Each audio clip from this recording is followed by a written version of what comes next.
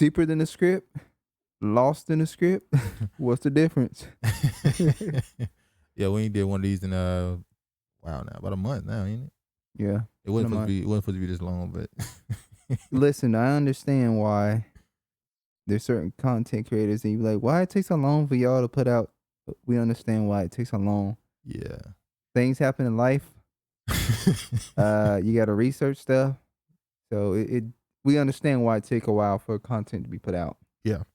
So our last one we did was The Golden Child. The Golden Child. If you haven't seen that, I'll be sure to put it right here. It should pop up. And I'll probably put it in the description as well. This one's going to be about a movie, a classic. Should I call it a classic? It's a black classic. It really did bad. Which is all that matters. It did really bad in the box office, though. But it was a good movie. Yeah, I mean, I liked it as a kid, especially. So I like it as an adult. I'm just saying. Anyway, the movie, The Black Knight. I used to grow up calling it The Black Knight, but it's just Black Knight. The movie starring Martin Lawrence and Martin Lawrence as was Jamal Walker. As Jamal Walker. Then you had Naughty. Tommy, what's his name? Tom Wilkinson. What was the second character, the black biracial chick? What was her name? Oh, her name was Marsha Thompson. Marsha Thompson. And then Jeanette Weaver, the one who you believe. I'm just saying. Uyghur, yeah. But anyway, and we're going to go into this and how this movie, you can say this movie was more of a mocking of black people not knowing their history. This whole movie is them sending it in your face and mocking the fact that you don't know this stuff as basic history. Yep. Because they've changed the history. They have made it their own. It's funny how they call it the medieval, the Dark Ages. The Knights. Specifically, the Black Knights. Yeah, well, we're going to get into that in the story of the Black Knights. Let's go ahead and start right now. I'm going to show the first thing here.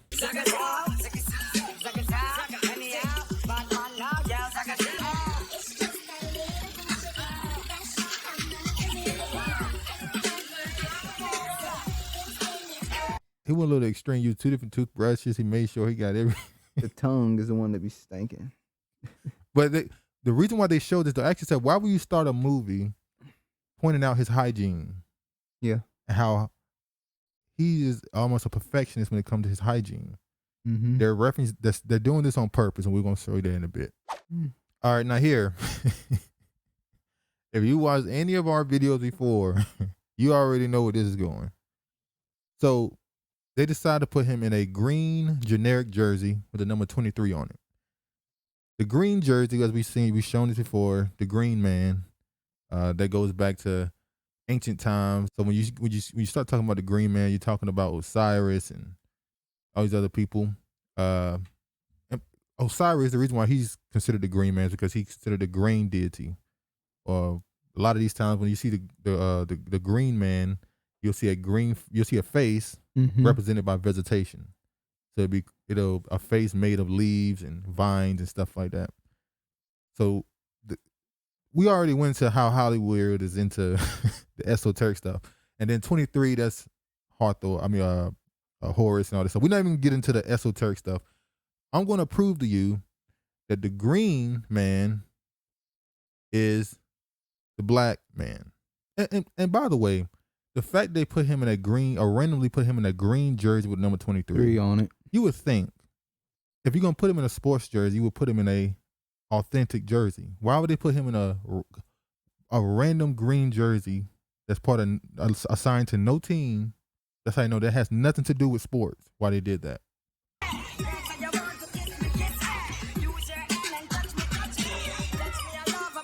Now they made sure to slow down on the name of the street, Normandy and Florence. Now that's interesting.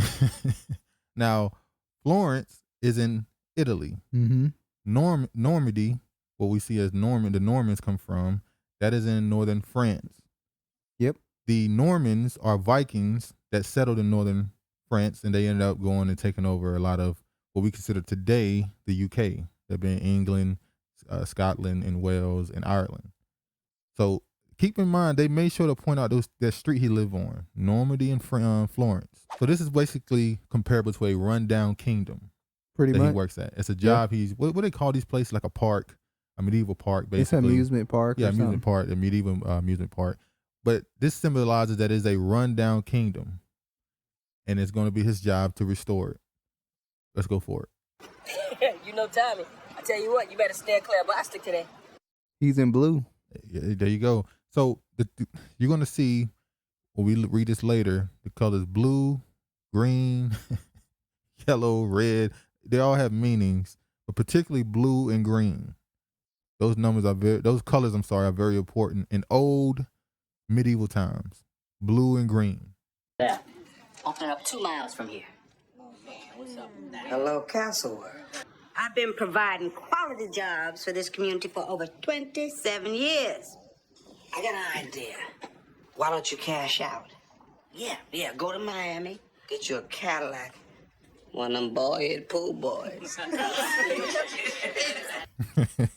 So, as you can see here, there's a new amusement park coming. So her kingdom is under siege. But she wants to stay and fight. And he's willing to just leave, abandon ship, telling her to sell it. And as you're going to find out if you watch this movie, he's already planning on applying for a job at the new amusement park. So he has no desire to stay and fight with his kingdom, quote unquote. All right. Damn it, Jamal. Can't you look outside yourself for 2 seconds and just buckle down? Help me. Why can't you help yourself? Forget about the community and provide quality jobs for people. Take what money you got and shop. It's a lot what goes on in the black community. Yeah. And that goes on in the black community. People get their chance to leave and they book it. So as you can see, he's considered a selfish, some people say cowardly person. And she's saying, I had high hopes in you. Meaning? As she sees his potential to be great. Almost like she's not really speaking to Martin right there. She's not really speaking to Jamal's character. She's speaking through the screen right there. To the black man. He has potential in your character. But unfortunately, a lot of brothers don't want to lead. Don't want to lead at all. But there's another point to this. She represents something more than just his boss here. She's going to represent somebody who, in the end, he's going to learn to exalt. But we'll talk about that later. All right, so this is the moment right here where this is when he's about to go on his adventure. And you'll to see the medieval time. Yeah, we'll show you this.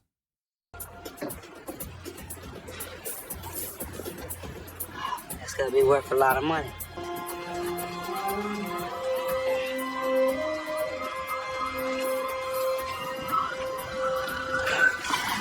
Now, there's something that he's doing right now that Hollywood likes to put into all their movies. Something called catoptromancy, or what they call it, a scrying or mirror divining, where they look into the mirror or to a certain reflection of themselves, and they either summon a spirit or a deity, or they are transported to another dimension.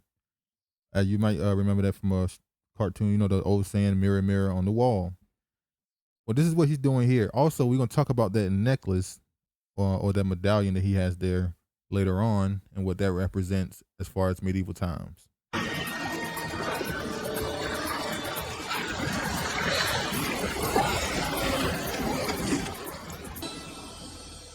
Now, he's on his journey. He's been teleported. He's fallen down the rabbit hole, and he's on his journey to get enlightenment.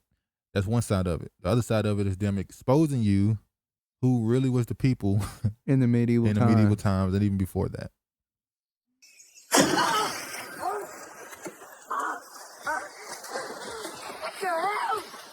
I see!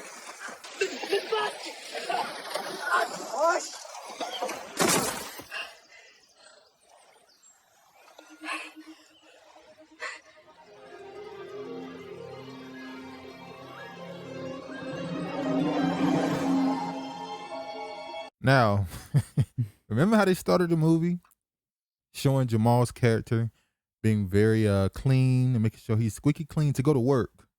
And they were implying he does this every morning, right? Mm-hmm. So he transfers into the wood. He's in the woods now. And the first person he see is the wild man or the woodland man. We talked about that before too. Yeah, we talked about the wild man before. We're going to talk about a little bit more after this. You disturb my peace. Oh, I get it. You got too much to drink, huh? opening party for Castle World? Oh, you upset? I ain't got no beef with you, dog. Kindly address me with the proper respect. You, immediately, he calls him dog. We're going to talk about that. Just give us time. He referred to him as dog for a reason. I am no Tab Marlborough. And I am not a dog. All right, so he's going to go on in this scene and find out how he smells bad, and he's not going to really know who this guy is. But let's talk about the wild man for a second. Okay, the wild man. You'll see this character, the wild man, they'll refer to him as mythology. The wild man, they'll tell you he's not real. This is some created creature to connect to some deity of the past. That is not true. You also see this character on some coat of arms of some of the old medieval families. You'll see a man who's very hairy, holding a shield or walking on all fours, and the way they show him, it's just a white hairy man walking around in the woods. These are your people that came from out of the caves, Exactly, down into Europe. Exactly. So when they tell this story of evolution, and they show a ape pretty much turning into a man, that's them. That's their history, not our history.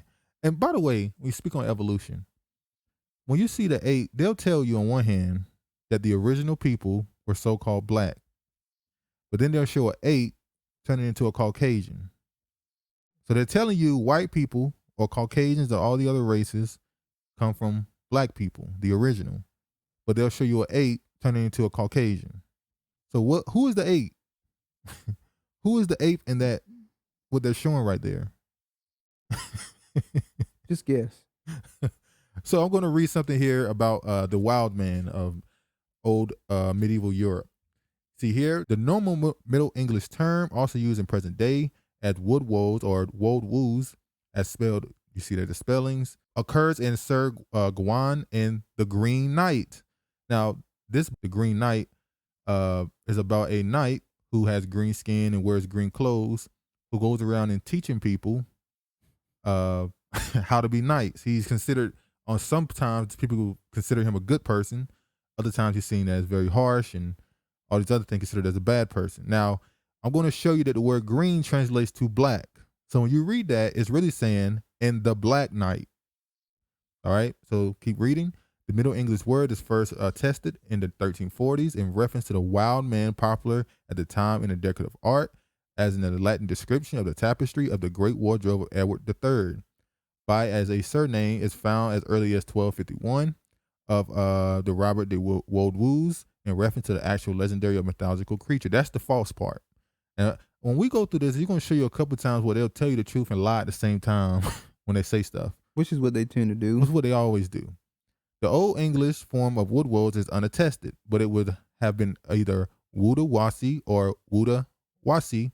The first element is usually explained as a Wudu wood forest. The second element is less clear. It has been identified as a hypothetical noun of wusa, being. So wood being, from the verb wasan or wosan, to be alive. It might alternatively mean a forlorn or abandoned person, cognate with German wasi and Dutch wees, which both mean orphan. Orphan can also mean outsider. So they were considered outsiders. Old High German had terms as scrat, scratto, or scarzo, which appear in glosses of Latin works as translations of faunae. Now, this is when they start tying it to old mythological Greek, Roman deities. This is the part that, this is where they start trying to do what they've been doing. When you think about the abominable snowman, Sasquatch, and all that stuff, that's really stories. That's really stories handed down about these people that came out of the caves, came across Europe, and pretty much caused havoc at some point. Let's move forward. Y'all, Lord, if you remember, there's a commercial out now for Airbnb where they show this hairy family coming into the house, and they're standing in the woods, a house in the woods, looking out. They don't speak. They're these hairy beings or creatures trying to live civilized. These people had to be shaved down. You remember Minister Louis Farrakhan said, that ain't how they look when they came out of the cage. Had to clean them up. Had to clean them up. So, and they've done this throughout the years so many times. Remember, So Easy a Caveman Could Do It? Or, they love the term, a dog is a man's best friend. A dog is a man's best friend. Well, who is the dog? What's the name of that movie from back in the day? Harry and the Hendersons. That whole movie is about comparing the people to the being to the dog. They all intertwined. I had a Harry doll too when I was a kid. You didn't know what you had in your possession. But if you remember those Geico commercials, what was the whole premise of those commercials? That these people, no matter how intelligent they became, no matter how much they grew in society, they were always descendants of cavemen and mocked.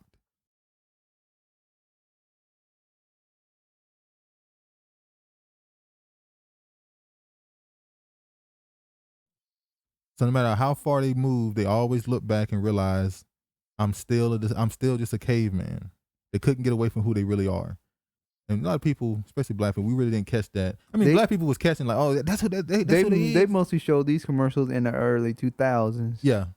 In the late they really don't show them like, well, I wouldn't know. I don't have cable. Yeah. And the ads and commercials show on YouTube, they really don't show this, but they mainly used to show these in the early 2000s. Yeah, especially when you go back to stuff like the 80s and 90s, they used to put all kind of stuff on TV. You'd be surprised they put it on TV. But that whole campaign is so easy a caveman could do it. Letting everybody know they are constantly reminded. They know where they're actually from, where they started from. Exactly. All right. So this is him, Jamal, still not realizing where he is, and him about to come up to what he thinks is the castle of the opposing amusement park. And watch the response he gets at the gates. Hold up! Hey, let me see your manager, okay?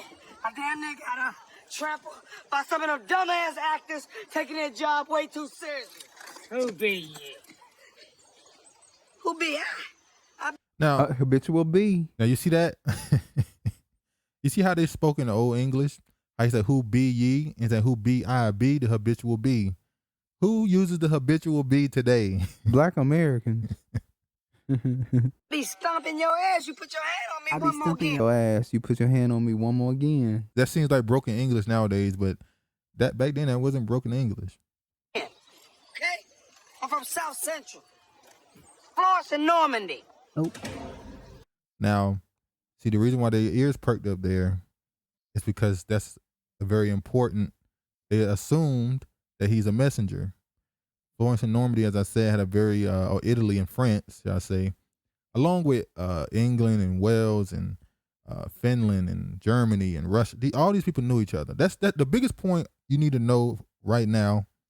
All these people knew each other. When I say knew each other, they were family. And in the movie, his daughter was supposed to be getting married to somebody. Exactly. So there was a messenger coming from that area. But the surprising part is they weren't shocked that he was black. Exactly. There was no reaction to him being a so-called black man saying he's from Florence and Normandy. Which tells you this is expected. Yep. Normandy? 1,000 pardons. We've been awaiting word from Normandy. Please, enter. We'll inform the king of your arrival. There's more like it. The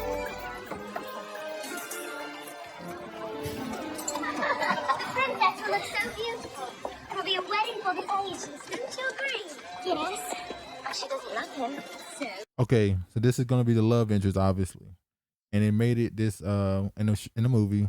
She's supposed to be a black woman. In real life, obviously, she's biracial. But they also made another one, what they call, I believe, chambermaids, or I guess you can call them handmaidens, but they're chambermaids. They're concubines, basically. Yeah, whenever they have guests or when the king, he sends for which one he wants. Yeah. But they also, in this right here, they made one of the women Asian, which is funny to me because they made the entire cast of the kingdom white, except for obviously Jamal's the main character, and his love interest, and basically two of the bed wenches, basically. I'll say concubines.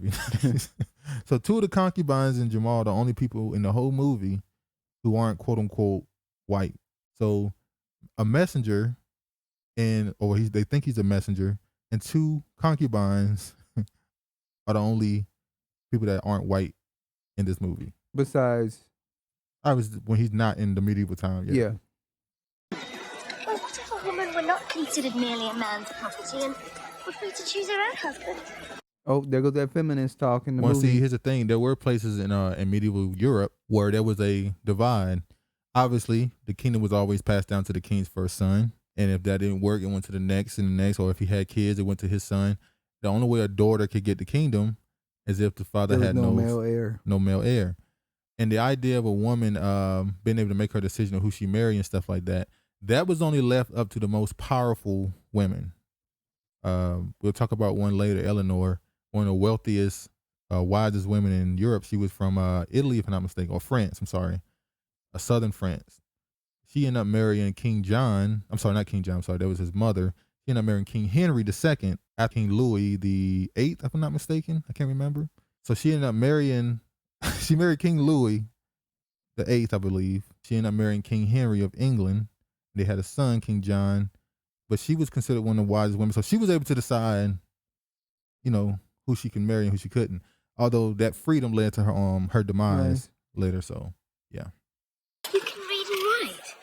Yeah. Who you been dating? You gotta raise the bar.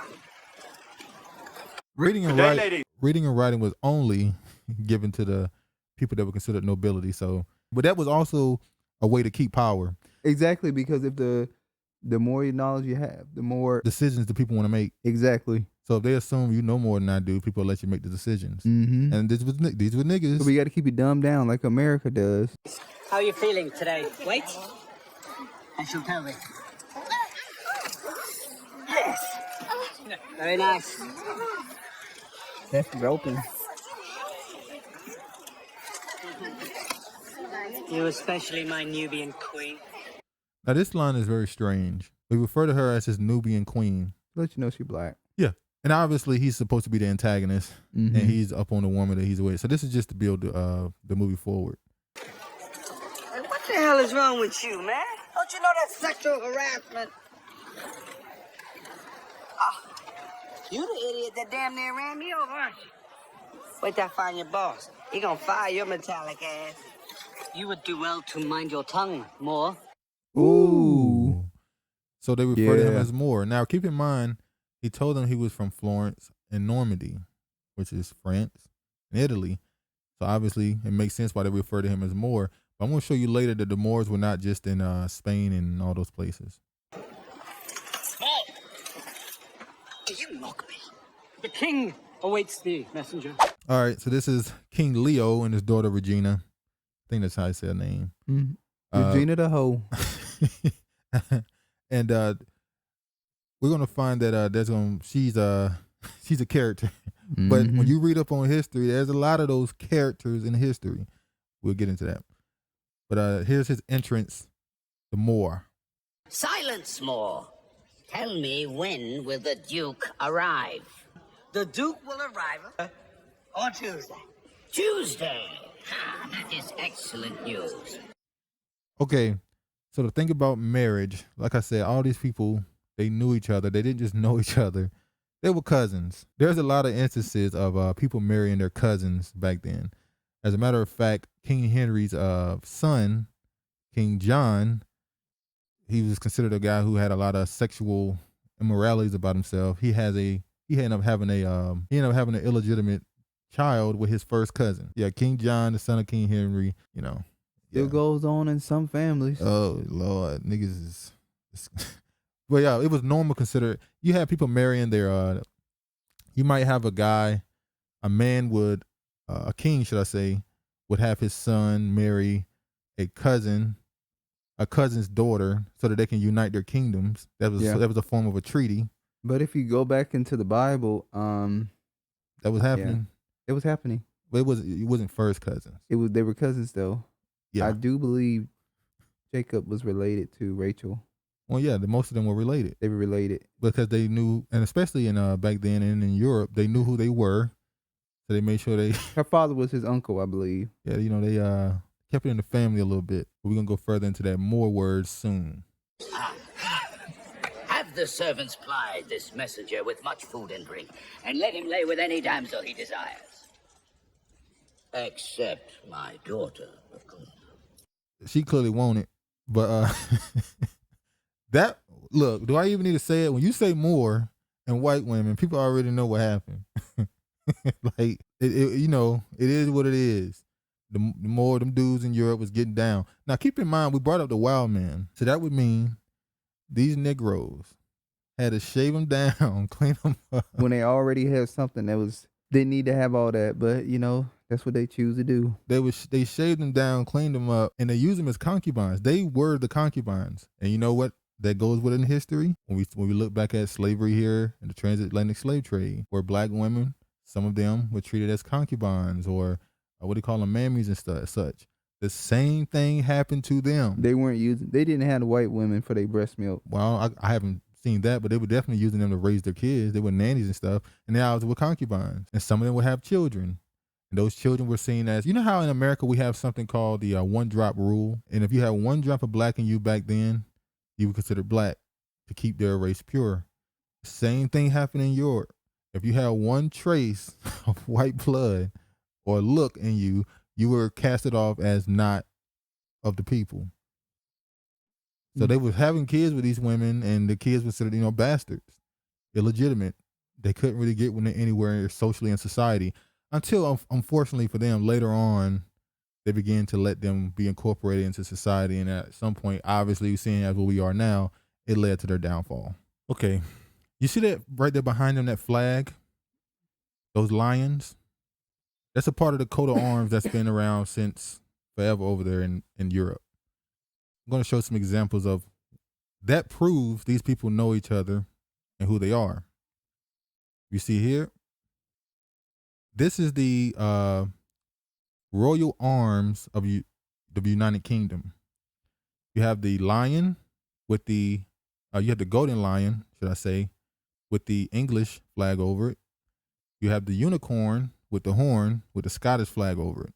And if you look down here in the middle where the harp is, that stands for Ireland. Now, if you look deeper into this, you'll notice that the lion in particular is used all throughout Europe. Anywhere you go, the lion is there.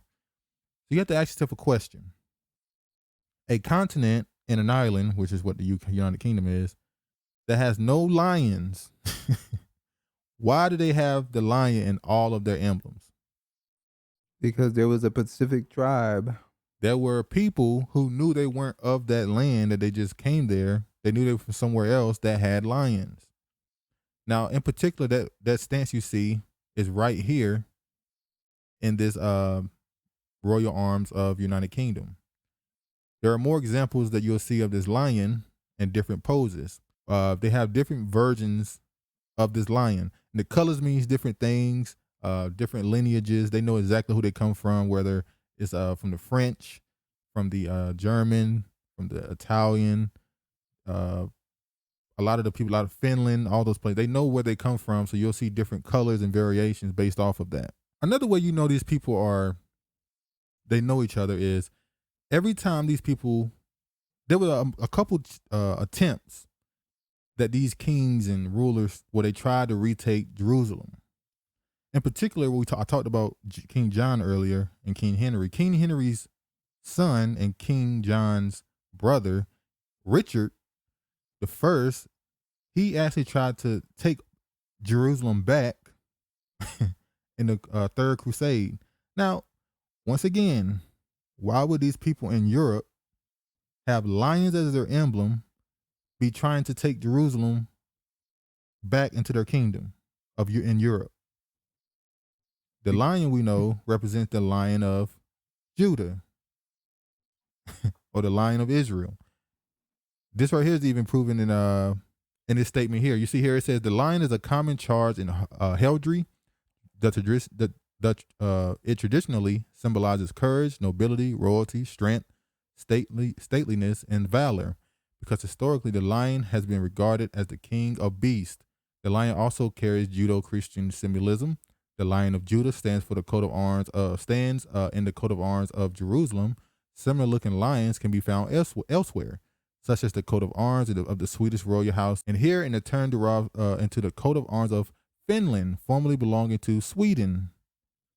So they even made the point to say this lion was really in Jerusalem, but it's expanded in countries throughout Europe. Which means the people came from that area and expanded throughout Europe. All right, now I want to get into the word more, because they referenced the character Jamal as more. And this is what I was talking about earlier when I said they'll tell you the truth and lie in the same damn quote. I'm going to use this right here. Listen to this. More, noun.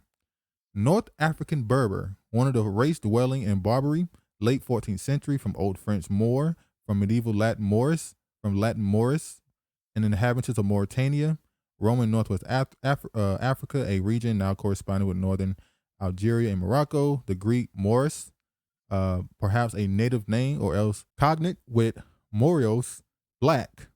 The adjective directly only appears in late Greek and may as well be from people named as the reverse. Now listen to this.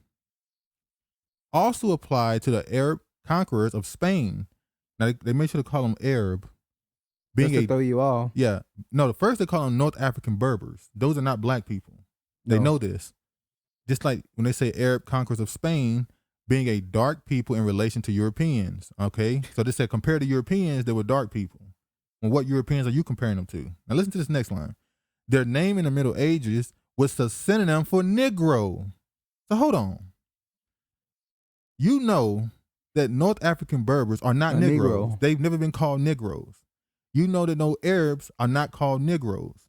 So if the word more is a synonym for Negro, that means Negroes are Moors. But they always got to do stuff to throw y'all. Now, the only way this would make sense if they're saying that North African Berbers are Negro. That's the only way this would make sense. Or they were Negro at the time. Exactly. But they're trying to say they weren't. So if the word Moor, which applied to the Arab people in Spain, who were considered dark people, if the synonym for them was Negro, then that means the Moors were Negro. Yeah. Full stop. So this is them lying and then telling the truth in the lie, and then lying after. Huh? This is them pissing on your back and telling you it's raining. Yeah.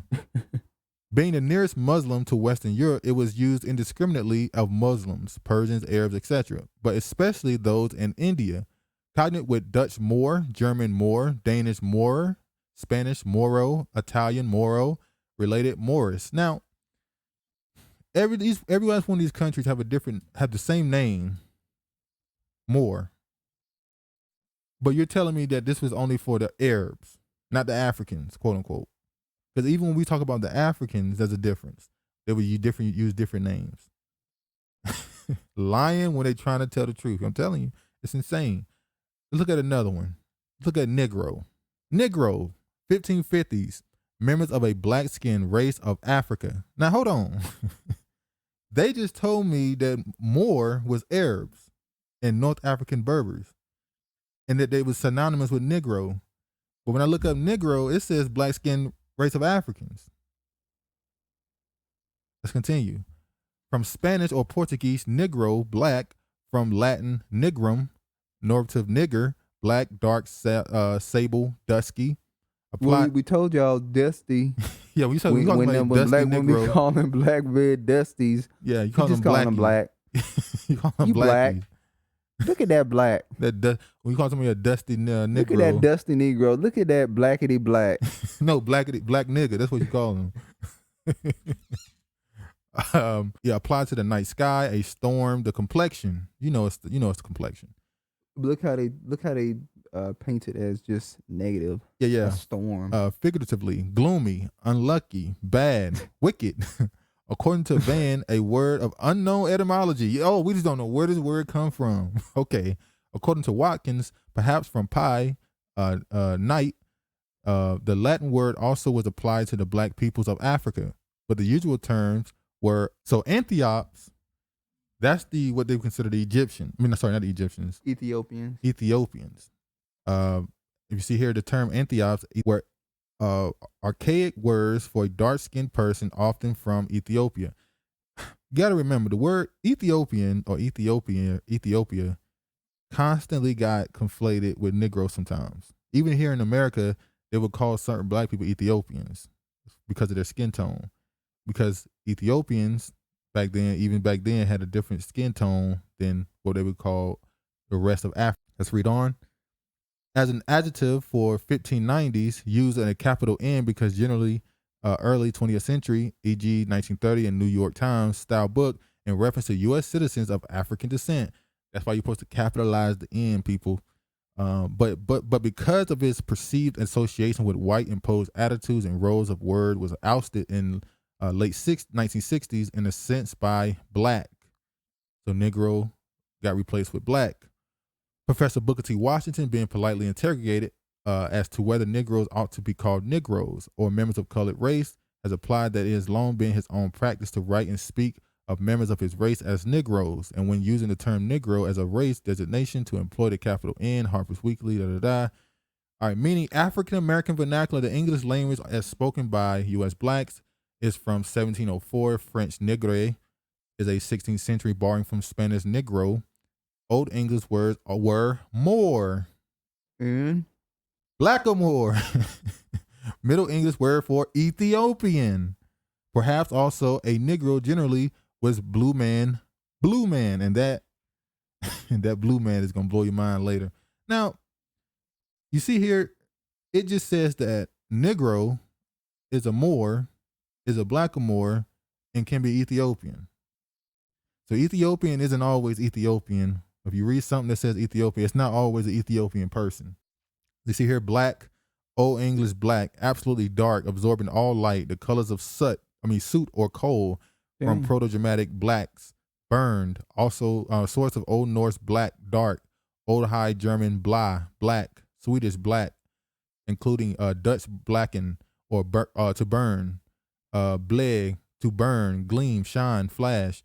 Now, I'm not even going to say it right now. I'm going to wait. For root, ble, to shine, flash, burn. The root produce Old English black, bright, shining, glittering, pale. Now, hold on. So the word black can mean shining, reflective, glittering. Negroes.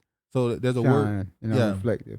There's somebody, I forgot the word they use for it. Basically, when you look at certain black people, sometimes our skin reflect light. A person can be what we consider dark skin, but when they stand in the sun, they'll have these spots in their body that's like a lighter brown. As they turn, it'll turn with them. It's hard to explain. Or your skin shines. Yeah, your skin Have is you ever shining. looked at your skin and you think it's ashy and it's shining? Yeah, but it's not actually. It's like a shine to it for some reason. It basically, how they describe it is light shines forth your skin through your skin. Yeah. Your skin don't absorb the light. It takes it and pushes it back out through your body. Like you'll see certain black people or African people that they'll have the sun on them or light on them and they'll just absorb it. Their skin tone don't change. It's dull. It's like a raven. Their skin tones don't change. Then there are other black people who, when the sun hit them, their skin tone changes. Like even most Black Americans, they skin tone changes with the season. Yeah. In the wintertime, your skin lighten up, and in the summertime, because of the sun, it tends to get darker. Yeah. Let me keep going. The usual Old English word for black was swart or swart. According to OED and me, it is often doubtful whether blake means black, dark, or pale, colorless, wan, livid, used as dark-skinned people in Old English. Off coffee with nothing added. Attested by 1796, black drop was liquid preparation for opium. Used medically. Black fly was used by various insects, especially an annoying pest in the Northern American woods. Black Prince, as a nickname of the eldest son of Edward III, to attest by 1560s. The exact significance is uncertain. Oh, I already know about Edward III. I know why they called him the Black Prince. They try to say it's because he dressed in black attire, armor and stuff. Armor? Yeah, they say his armor was black. That's why. No, they called him that because they used to do that when somebody was considered very dark skinned. Let's be honest. Back then, they would make sure you knew who they were in their names. like we already brought this up before. The name swarthy and tawny. A swarthy person is somebody we consider dark skinned. It's somebody like Tyrese. We always bring up the actor Wesley Snipes, obviously. But it's a couple of people. Somebody that considered tawny would be somebody like Michael Early, who's a female. Beyonce would be considered tawny. But you got to go down into the other ones too. What do you mean? Tawny is from Kobe Bryant complexion on up, right? Kobe would be considered tawny. You got Beyonce, Michael Early. You would anything that's a brown to lighter brown. Swarthy would consider darker browns up. Yeah. So that's how that went. So when they called him the Black Prince, that could mean he was tawny or swarthy. You have to look at the actual way they explained it. If they said swart, they called him a swart. That means he was swarthy. That means he was dark brown. If they called him tawny, that means he was lighter brown. And we're going to get to the word ruddy as well later on. All right. So now this scene here is right after he just saw someone beheaded. It was a funny scene, his reaction to it. But now we're about to see the necklace or the medallion that he's wearing. And according to them, this medallion stands for rebellion. But we're going to show that in those days, there were also a certain order of knights as it would go.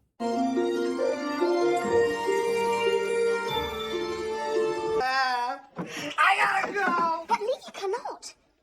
There's work to be done. You wear the medallion. Well, lots of brothers wear medallions. Now, lots of brothers wear medallions. Especially when you talk about the jewelry. You know, there's a picture of a lot of these people back in what we call medieval times, and they're wearing earrings and necklaces and diamond rings and stuff. And you go, who is known for wearing all these jewelries? To this day, they still rock the one earring. Back then, they wore gold teeth. They dyed their hair, did all type of stuff to their hair. Who is doing that? Now, I'm not saying that niggas the only ones that dye their hair and stuff. I'm making the point. Who ain't doing this? Shakespeare. Every picture you see of Shakespeare, they show you he a chubby white dude, but he got an earring in his left ear.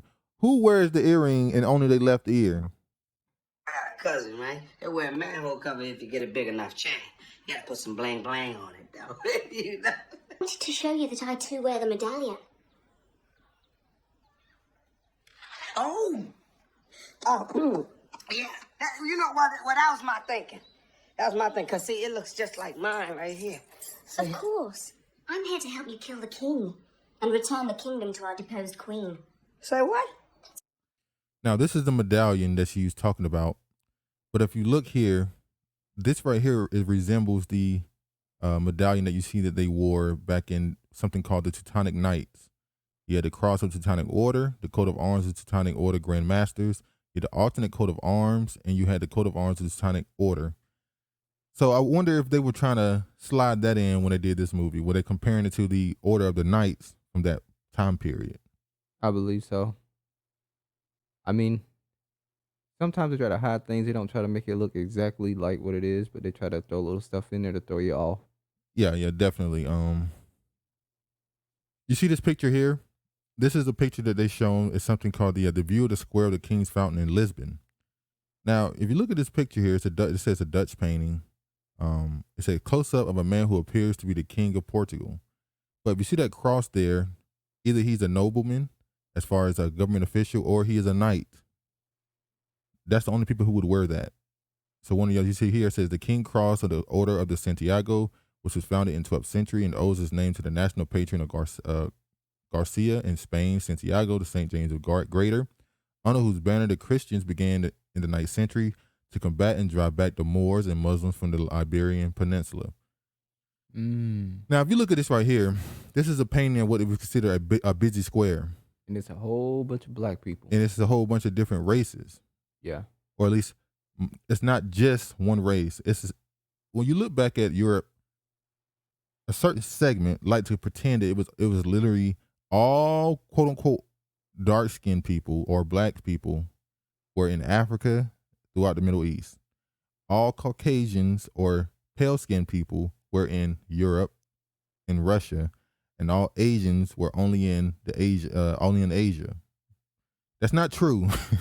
They were moving around. They were trading with each other. People was living in different places. It was the same thing as it is now here in America. It was a global world even back then. They try to make it seem like the world was so much more separate at that time, at least. The only difference back then was that there was a different set of people in power. And obviously the certain rules were different. But as far as the populations, it was the same. It was a mixed society, maybe not as mixed, but it was a mixed society even back then. All right, well, here's a scene of a party, a celebration they had in the movie. And I'm going to use this to compare it to another, I guess you call it celebration that happened in real life. And I'll get to that when we get to it.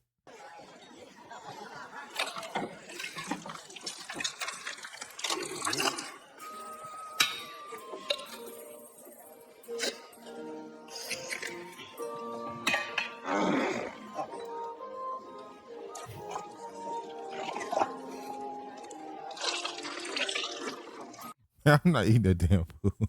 That's just gross. The damn turkey. Then he farts, or he passes gas, and then he has the dog clean his hands by licking his hands, and then goes for the peas. Niggas wasn't that nasty back. Like, come on, man.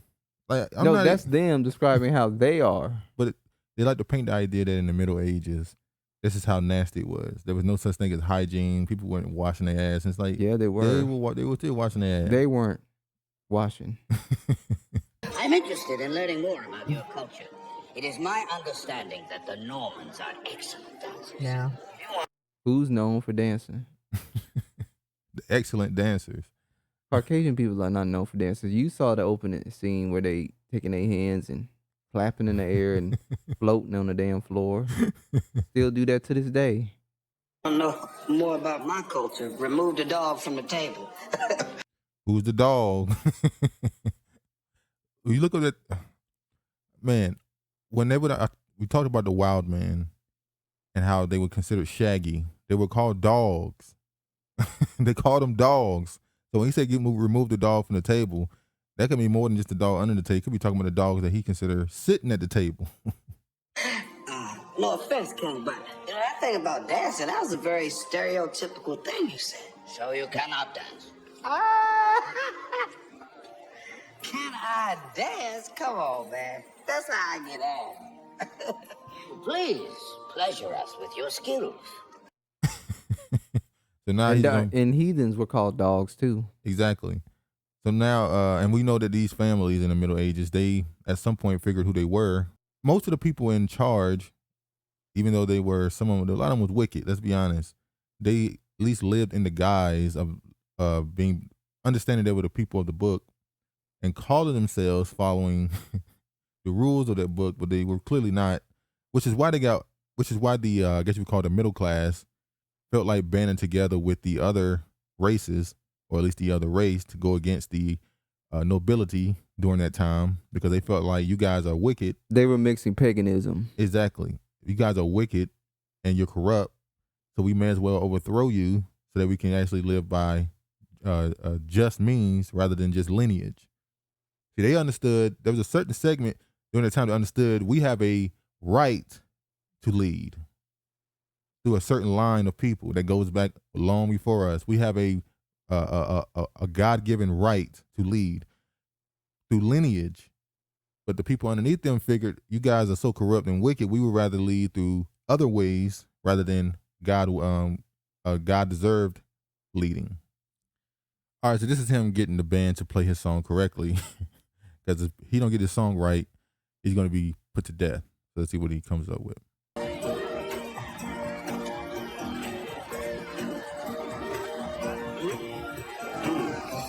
I think he's just a messenger who knows not his place in society. Perhaps he should learn it.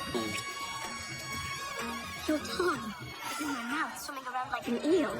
Yeah, it's called a French kiss. From Normandy? Fluency. Show me more of this. Oh, whoa. Now, that is what they consider the French kissing. Not only French kissing, but other forms of sexual acts were given credit to the French, who were Negroes at that point. So I'm just saying, French, the French, at least back then, was known for getting it popping, I guess, more so than the other countries. They was into some extra Yeah.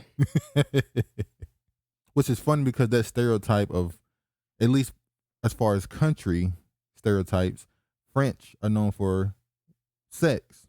They're known for so that tagline kind of started all the way back then, In the medieval. and it's still there to this day. They still got that stamp on them. Yeah. Now, before I move on, I want to talk about another party that happened back in 1393 when the nobility and the king decided to mock what we brought up earlier, which was the wild man.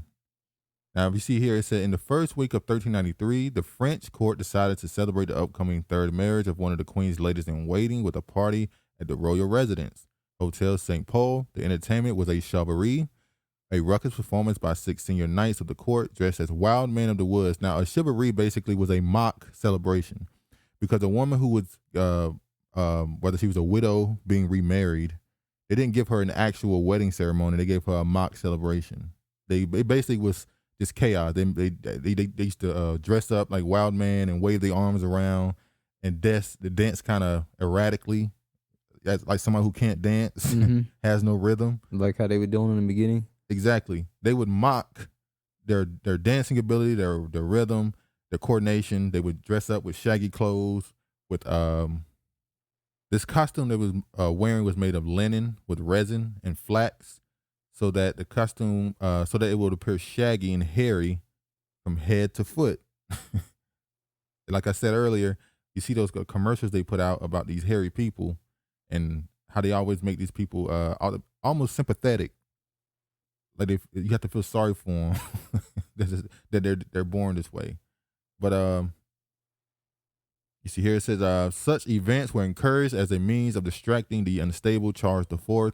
Now they said Charles IV the year prior had a mental breakdown, an insanity attack as they called it back then. I guess we probably would call it something like depression now, but back then they called it insanity, where they said he actually went into a rage and attacked people. And well, that's manic. Yeah, that's a better way to say, not depression. I'm sorry, manic, basically. So that's the reason why they threw this for him, a celebration. It's like manic is a form of bipolar. You know, one moment you're okay. Yeah, you could be depressed too. Yeah, so or you can be manic. Yeah, it said Charles IV of France, known to posterity as Charles the Mad. His wife Isabel of Bavaria went to great lengths to surround him with exotic fashions and entertainment.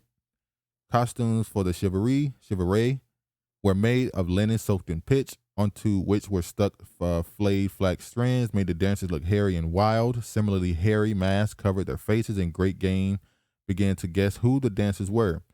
What few in the audience knew was that one of the dancers was Charles himself. Due to the highly flammable nature of costumes, it was decreed that no candles or torches were to be brought into the room during the performance. But sadly, the message did not reach the king's brother, Louis Duc d'Orleans, who appeared late and drunk with his entourage carrying lighted torches.